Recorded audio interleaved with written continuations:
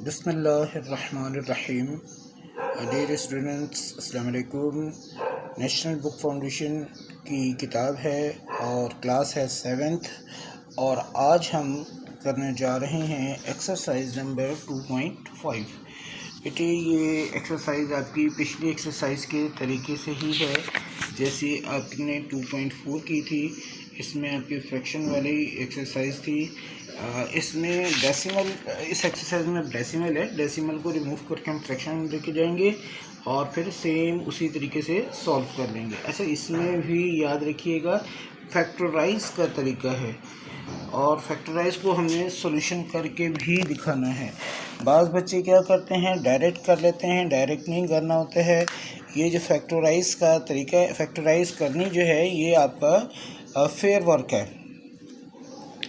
आ जाए, पहला सवाल आपका है 0.09, और छोटी क्लास में आपने यकीनन ये समझा हुआ है कि सबसे पहले इसका डेसिमल हम रिमूव करते हैं। डेसिमल रिमूव करने के लिए नॉमिनेटर की वैल्यू लिखी, पॉइंट की जगह पर आपके 1 आ गया और आगे जितने डिजिट्स हैं उतने सिफर दे दिए। 9/100 बन गया। 9 के फैक्टर आपने बनाए, 3 3 3 1 और सेम आपने 100 का ले लिया।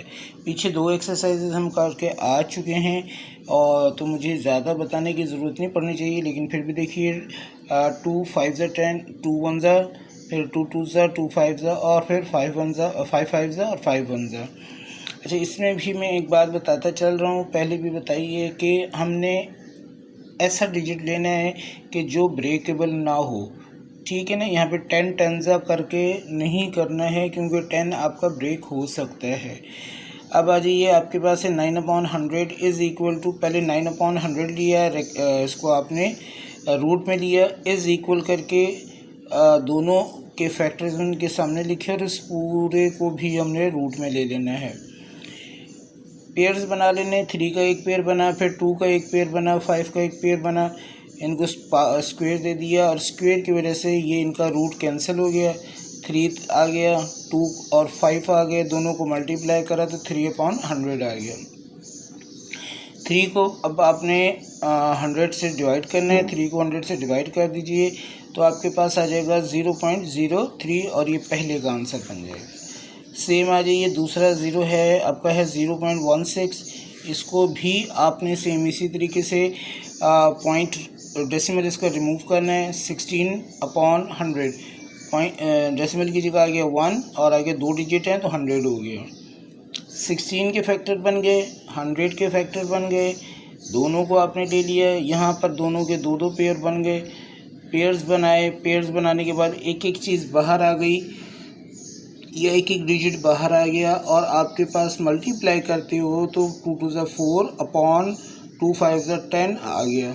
और ये 4/10 को जब 4 को जब आप 10 से डिवाइड करते हैं तो 0.4 जो है आपका आंसर हो जाएगा।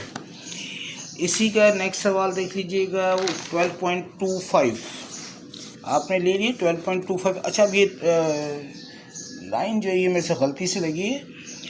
12.25 डेसिमल को हटा देंगे तो आपके पास 1225 हो जाएगा। डेसिमल के बदले में आपका 1 आए और डेसिमल के बाद में आपके पास 2 डिजिट हैं तो आपके पास 2 सिफर लग गए। अब आपके पास 1225/100 हो गया। 1225 लिया, 100 लिया। अच्छा, सबसे पहले आपने ये चेक कर लिया कि भाई ये 2 से नहीं जा रहा है क्योंकि आखिर में 5 आ रहा है, ओड नंबर है, ओड नंबर 2 से नहीं जाता। फिर इन सारे डिजिट्स को आपने जमा कर लिया, 5 और 2 7 8 9 और एक 10। 10 जो 3 से नहीं जाता इसलिए 3 से भी नहीं जाएगा, अब 5 जाएगा तो 5 2 10, 2 आगे लगा तो 5 4 20, फिर 2 आगे लगा तो 25, 5 5 25, 5 4 5 9 हो गया, फिर 7 7 7 1 हो गया। और 100 का तो आपको पता है, ये ले लिया। 1225 इसके फैक्टर इसके सामने लिखे, 100 के इसके सामने लिखे, पेयरिंग जैसे है वैसे आपने बनाई और हर एक में से एक एक पेयर आपने बाहर ले लिया। 5 7 5 2 5। अच्छा, ये काटना नहीं, हमने इसको एक दूसरे से कैंसिल नहीं करना है, ये याद रखिएगा।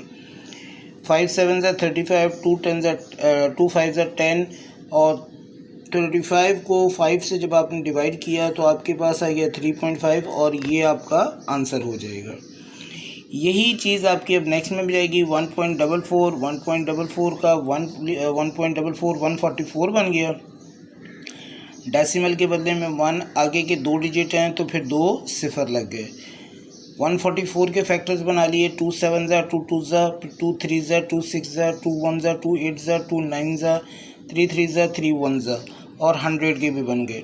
ठीक है जी, सेम एज अब वही प्रोसेस आप चलाते रहेंगे। 144/100 144 के सामने 144 के पेयर्स बनाए, फैक्टर्स बनाए, उनका पेयर बनाया, 100 का भी इसी तरीके से लेते गए। और आपने इसका क्या कहते हैं नंबर जब आपके बाहर आ जाएंगे और आपके 2 2 ज़ा 4 3 ज़ा 12 अपॉन आपका हो जाएगा 10 और 12 को जब आपने 10 से डिवाइड दे देना है तो आपके पास 1.25 आंसर आ जाएगा। ठीक है जी, इसके बाद नेक्स्ट आपके पास ये थोड़ा सा देखिएगा, आपके पास है 0.0256 तो 1 की जगह पॉइंट की जगह 1 आगे 1 2 3 4 4 0 आ जाएंगे तो ये 256 नॉमिनेटर में हमने सिर्फ देखनी है कि वैल्यू क्या बन रही है। 256/10,000। अब 256 का आपने फैक्टर्स बना लिए 2 2 1 ज़ा 2 2 ज़ा 2 8 ज़ा और फिर 2 6 ज़ा 2 4 ज़ा 2 3 ज़ा 2 2 ज़ा और सेम लेते गए तो आपके पास ये बन गए। 10,000 है, 10,000 को भी आपने इसी तरीके से बना लिया, बिल्कुल आराम से लिया आपने, इनको फैक्टर्स बनाए। अब आपने इनकी पेयरिंग कर लेनी है, 1 पेयर 2 पेयर 3 पेयर 4 पेयर और सेम एज हेयर आपने इनका भी लिया, पेयरिंग करी और हर पेयर में से एक एक डिजिट बाहर आ जाएगा तो आपका ये रेडिकल जो है ये भी ख़त्म हो जाएगा। फिर आपने इन सब को मल्टीप्लाई कर लेना है, मल्टीप्लाई करा तो 2 2 ज़ा 4 2 ज़ा 8 2 ज़ा 16/100 हो गया। 16 को 100 से जब आपने डिवाइड किया तो ये आपके पास आंसर आ जाएगा 0.16 और ये आपका आंसर हुआ। ठीक है, करके भी दिखा देते हैं आपको। 16 को जब आप 100 से डिवाइड कर रहे हो तो ये छोटा पड़ता है तो 0 लगाया 100 हो गया, 60 बच गया, इधर एक फ्री का 0 मिलता है और ये आपका 0.16 आपका आंसर हो जाएगा। ठीक है स्टूडेंट्स, बाकी पार्ट्स फिर आपके ऐसे ही होंगे। अगले सवाल के लिए अगली वीडियो देखते हैं क्योंकि वीडियो ज़्यादा लंबी हो जाए मेरा ख्याल है, या एक और सवाल इसमें डाल लेते हैं ताकि 6 पार्ट हो जाएंगे, फिर अगले पार्ट्स के लिए अगली वीडियो हो जाएगी।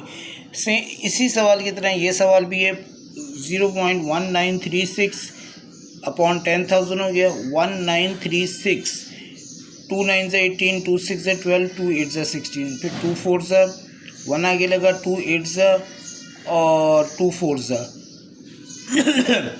फिर 2 2 ज़ा 2 4 ज़ा 2 8 ज़ा 2 1 ज़ा 2 2 ज़ा 1 2 1 11 का है, 11 1 ज़ा 11 ज़ा और 11 1 ज़ा हो गया। 10,000 का आपने यहाँ फैक्टर्स बनाए में सेम इसी तरीके से बनेंगे। 1936 के सामने उसके फैक्टर्स हो गए, 10,000 के सामने उसके फैक्टर्स हो गए और फिर आपने पेयरिंग करी तो आपके पास 2 के 2 पेयर बने, 11 का 1। 10,000 का भी इसी तरह से बना दिए अपने फैक्टर्स, पेयर्स बना लिए, एक एक डिजिट आप बाहर लेकर आ गए तो 2 2 ज़ा आपका 4 4 11 ज़ा 44/100 और 100 को जब 44 को जब 100 पे डिवाइड करेंगे तो आपके पास 0.44 आ जाएगा और ये आपका आंसर हो जाएगा। अच्छा, अब यहाँ पे ज़रा सा तवज्जो दीजिएगा, आपके पास है 0.1936। अगला सवाल देखिएगा, अगले सवाल में और इसमें फ़र्क क्या है। इसमें आपके पास पॉइंट शुरू में ही है और नेक्स्ट क्वेश्चन में 2 डिजिट के बाद, तो सिर्फ ये डिजिट की वजह से आपका क्या फ़र्क पड़ रहा है वो हम देख लेते हैं। ठीक है, एक सवाल और आपका लेते हैं और आपको एक्सेस फिर अगली बात करेंगे। अब आपका देखिए 10,000 नहीं बल्कि 100 हो जाएगा, क्योंकि डेसिमल के बाद 2 डिजिट रह रहे हैं। सेम वही प्रोसेस हो जाएगा आपका सोल्यूशन का। ठीक है, 1936 के फैक्टर्स आ गए, 100 के ज़ाहिर 100 वाले बन जाएंगे और आपका आंसर बन जाएगा 44/10।